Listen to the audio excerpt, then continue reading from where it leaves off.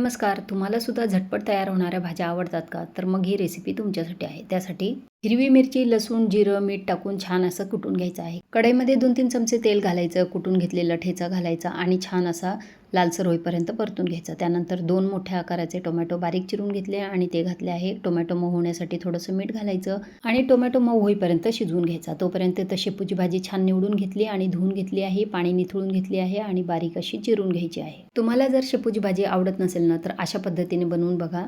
म्हणजे भाजी तुम्हाला आवडायला लागेल आणि नेहमी तुम्ही अशीच भाजी बनवाल. तर आता मस्त आपण त्याच्या कढईमध्ये भाजी घातली आहे आणि खालीवर करून घ्यायची छान अशी.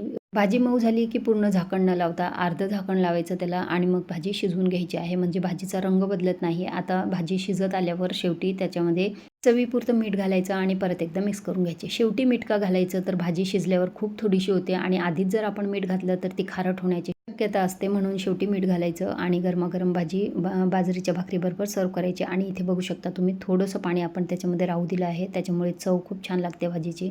तर अशा पद्धतीने तुम्ही भाजी बनवून बघा. आणि अशाच झटपट टिफिन रेसिपींसाठी तुम्ही मालाच किचनला लाईक, शेअर, सबस्क्राईब आणि फॉलो देखील करायला विसरू नका. आणि आवडलेली रेसिपी इतरांनाही शेअर करा. शेपूची भाजी शिजवण्यासाठी त्याच्यामध्ये पाणी घालायचे नाही. भाजी फक्त वाफेवर शिजवायची, म्हणजे त्याची चव एकदम छान लागते. छोट्या छोट्या टिप्स फॉलो करून भाजी नक्की बनवा. धन्यवाद.